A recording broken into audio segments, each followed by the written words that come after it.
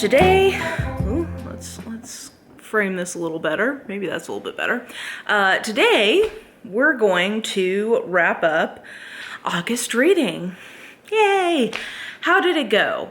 I think now that I'm like embracing this new, very demure, very mindful era of reading where, you know, I'm not doing too much. I'm not reading as much, but I'm also reading a lot more than a lot of other people do. Like, I think this new balance, I think, you know, it's sort of like how I learned to, Dr. Strangelove, how I learned to stop caring and love the bomb. It's like doctor books like, whoa, how I learned to stop worrying about slumping and love my new life. Anyway, I feel like this month, while I didn't have as many highs, I feel like everything was consistently pretty good. So let me grab my little cheat sheet and tell you about what I read. So you're looking at it now. I know that I read 9 books, which again seems to be kind of where I'm settling out here. So love that for me. Most of which, I think my most frequently given rating was 4 stars. I was enjoying what I was reading, which again feels just great. Okay, yeah. So I read 9 books, and I actually read 1,000. I only read 1 more book this month than last month, but I read 1,000 more pages. So that is something for sure that's indicative maybe of me being more in the mood. My average rating was a 3.71, which we love. Everything I read was stuff that I owned. I did read a lot of arcs. That was one of my goals this month, was while I was kind of feeling myself reading wise, to go ahead and try to get as many of those read as possible. And I think I really only have 1 or 2 left. So that is very exciting. And I read, I think, more of a blend this month. So I had some horror, some fantasy, romance, mystery, all that good stuff. And actually, mystery definitely feels like the theme, because if you're looking at the books, you can see that even the ones that are not strictly mysteries, if they were like sci-fi or fantasy, they were like mystery plots within those worlds. So a lot of what I read was mystery, and that felt good. So overall, I would say a good reading month. And again, because I'm not reading as many books, I guess I can actually talk to you about all of them. So let's scroll down and see what all I read. Okay. So maybe we start with 2 that I don't even have any feelings about, really. They were fine. They both got 3.5 stars. So Lightfall, this is a middle grade fantasy graphic novel. The art, I would say, was maybe my favorite part of this. I thought that it was just beautiful. Like, there was a lot of forest stuff that I thought was just captured so beautifully in the art. I would say that this is a quest story. Oh, here, this is the one I was thinking of. Look how beautiful that is.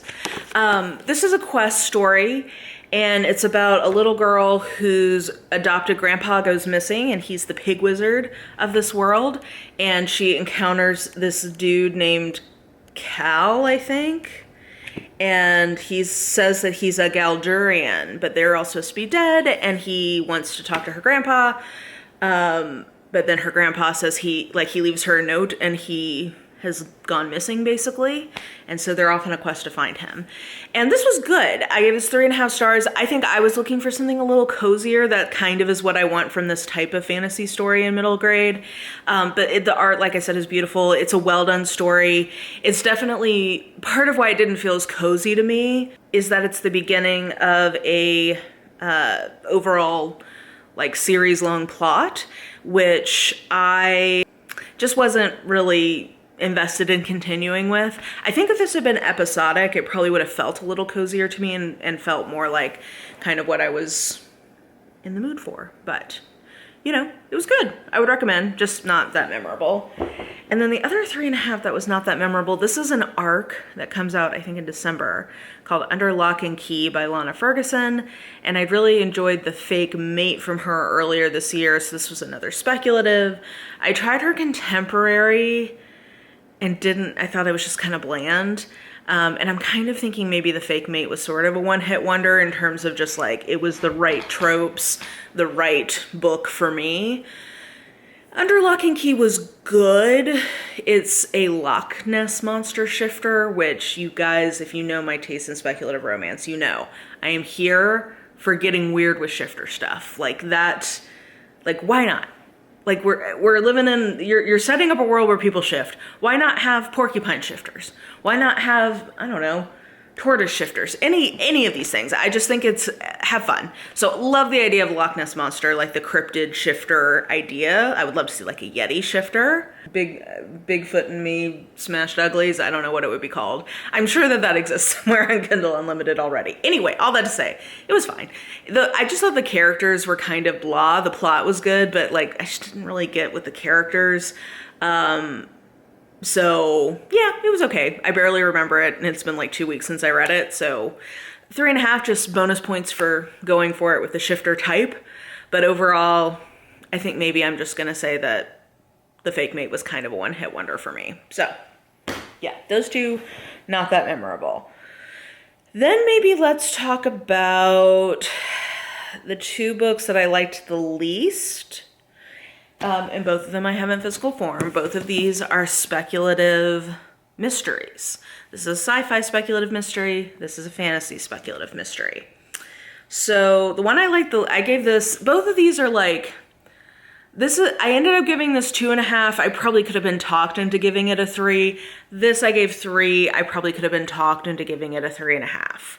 So they're both like not terrible, they just weren't great.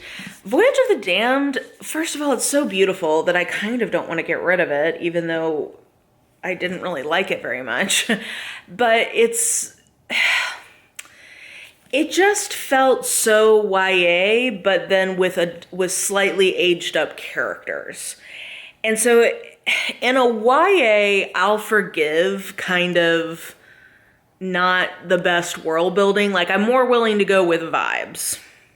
That's actually true for both of these. My criticism of both of these is very similar. I'm more willing to go with vibes in a campier book, in a book not intended for adults. Like if you signal to me that like, hey, don't worry too much about the world building. This is just supposed to be fun. I can get on board with that. Serpent and Dove is a good example of that. I didn't think it was like amazing, but because it was like YA new adult and marketed that way, I could kind of get on board with the fact that it felt sort of like, you know, stage setting, world building. Like it didn't feel like it had any depth, but I'm like, you're putting on a show for me and I'm enjoying the like stage you have set. This felt like that, but it felt like I was supposed to, like, it feels like it has more intent, it has higher aspirations. Like we've got a map, we've got like a lot of world building, but none of it makes sense or is good. That felt really harsh, but that's how I feel. And then like, you know, we have like this whole political machination thing. They're all on this boat. It's an isolated closed circle mystery in this fantasy world. So I should have loved this, but the writing wasn't that great. The characters felt really flat. It is that mystery plot. So that was honestly the part that was entertaining me and keeping me going. But like none of the politics stuff made any sense. None of the world building made any sense. And the characters weren't anything I could really like get into that much. So it was like, it didn't sufficiently distract me from how flimsy some of that was. So, you know, I mean, it was fine to pass time, but it was not good, I would say.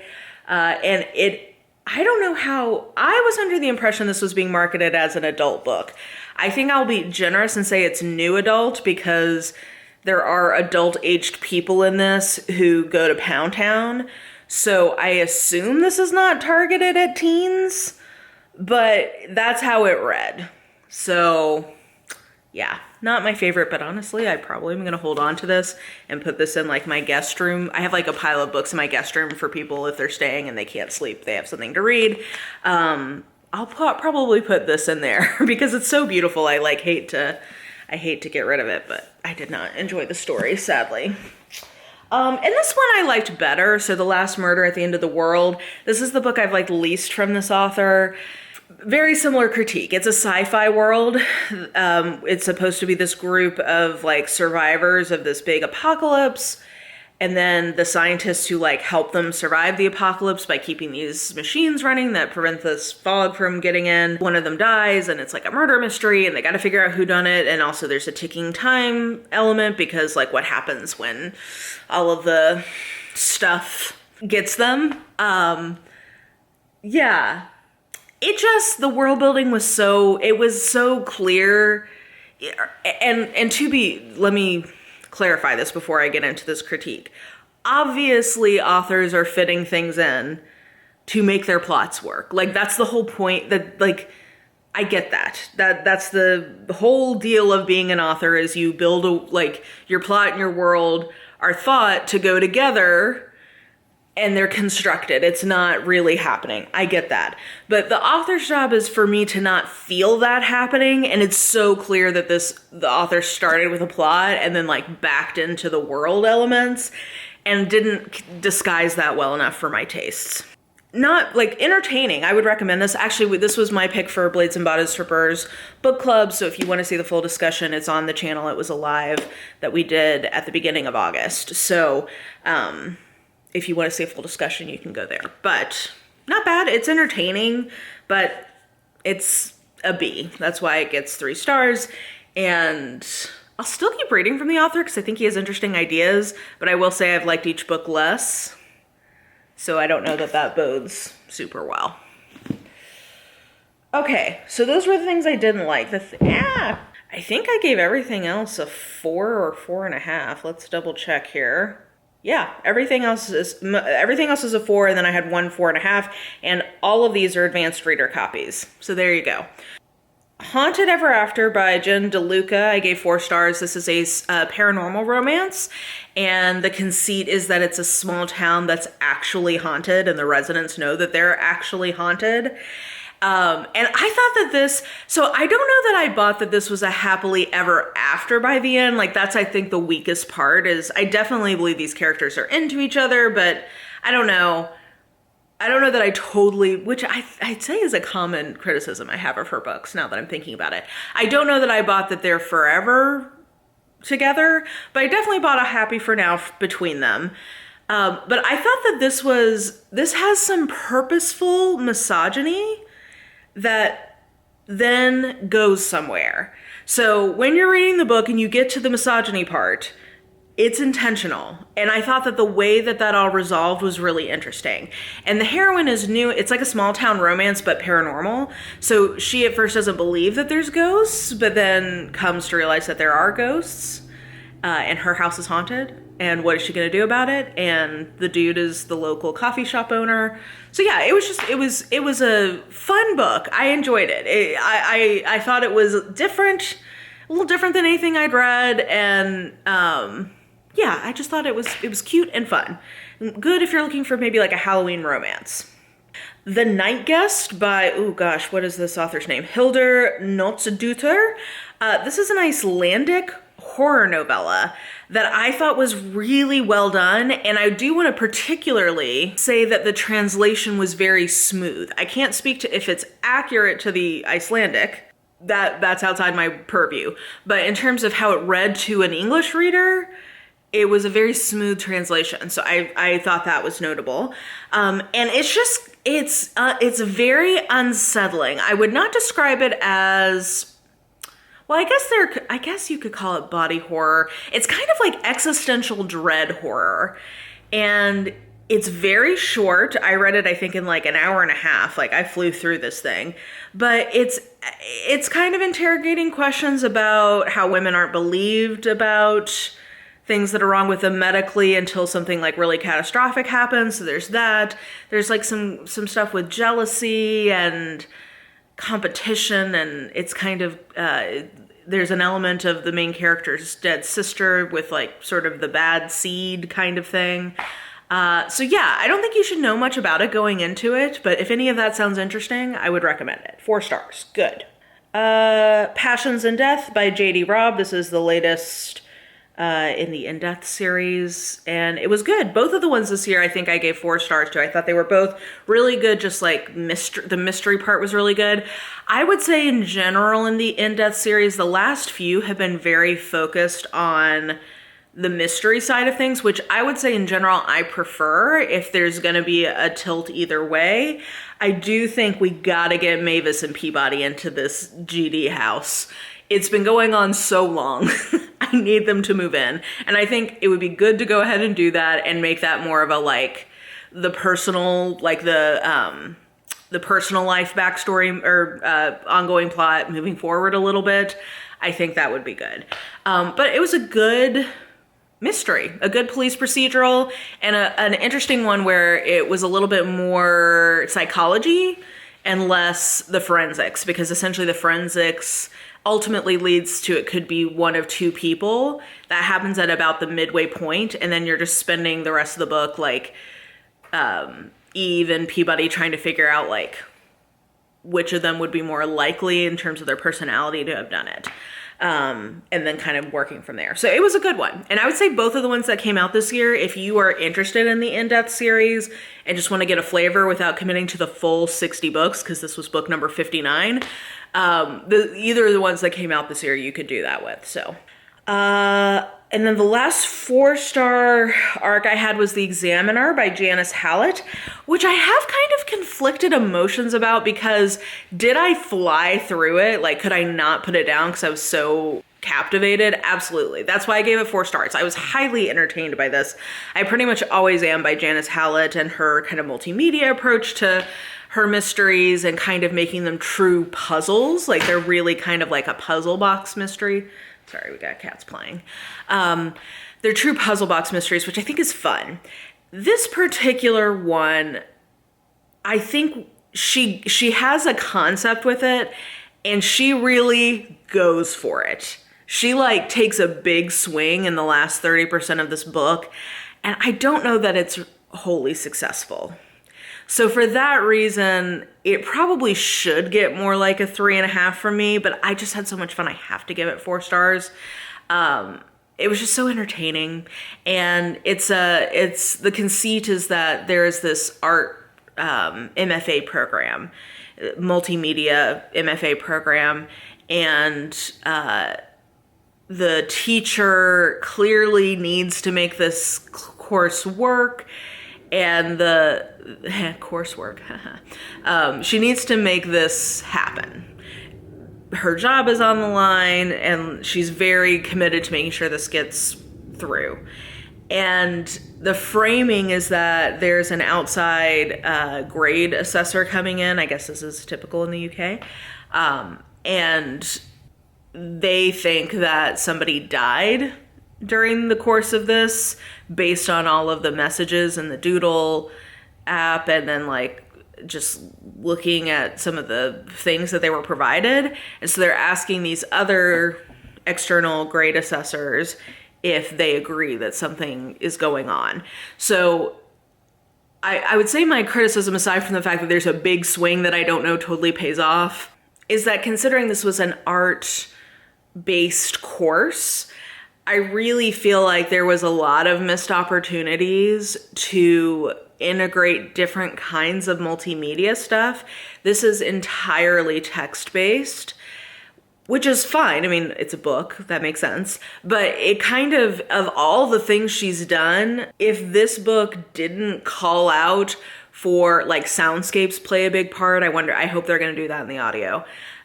Or, like, pictures of the sculpture, or just, I think that there were opportunities to have more kinds of multimedia given the subject matter. So that was, I think, like, that's my editing critique of it. If I were her editor, I'd be like, let's go back and try to find places to do something a little different.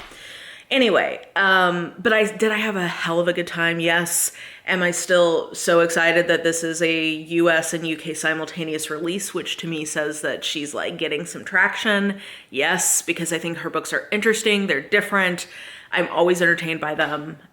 So this is probably not my least favorite. I would say Twyford Code is still probably my least favorite, just because I think it didn't work in text as well as it would have in audio. But I think I didn't love this as much as The Appeal, and definitely not as much as The Mysterious Case of the Alberton Angels. But it was still entertaining, good, recommend, can't wait for the next one. I have high standards for her because I think she does great stuff. Then, my number one book, I guess, of the month, the book I gave 4.5 stars to was The Highlanders Return by Lindsay Sands. And there's not much to say about this. From the cover, you can probably get a lot of what the vibe is. The cover artists on in this series, whoever he, she, they are, they get it. They like get the vibe. They get the camp. They get it encapsulates the tone so well. These books are campy. They are fun. They're always a murder mystery plot engine, and then people fucking in these locks. Oh, I guess I had 2 books where people were fucking in locks this month. There you go. This one was much more successful. I just think this is a great version of what Lindsay Sands does. If you've read one of her books before, you know what this book is like, and it's a good version of it. I think that this did a better job with the romance component and like selling them falling in love than some of these other ones do, because it was, yeah, anyway. The setup is that the main female character has been married to this guy who dipped on their wedding night for a crusade and never came back, and she's been stuck running this keep where there's like no money. She's like had to like help get it back organized, and her in-laws are actual nightmares. They're horrible. So she has been just stuck for I think like 7 years waiting for him to come back, and he dies on crusade. So his younger brother and her brother come to break the news, and she's like, deuces, I'm going home.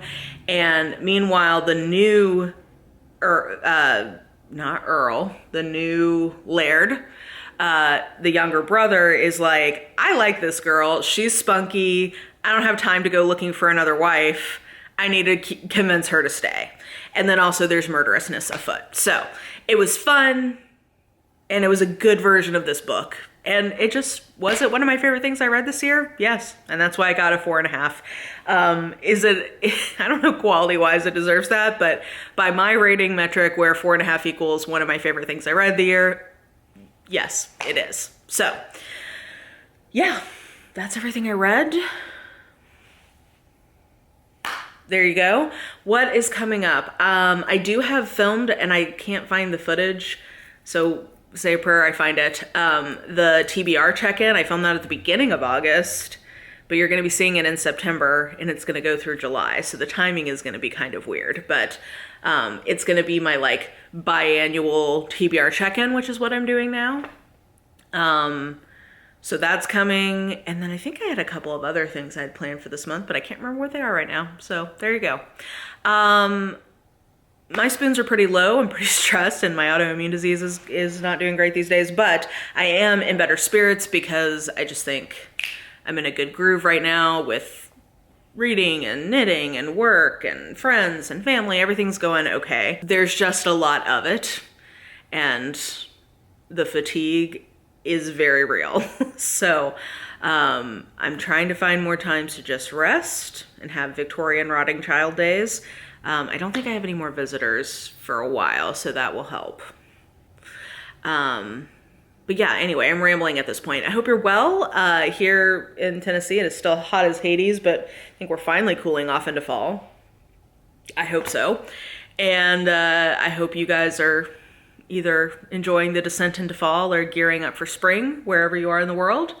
And yeah, hit the bell if you want to know when I post, because it can be a little uneven these days, but you can find me here, sometimes on Instagram, reposting on TikTok.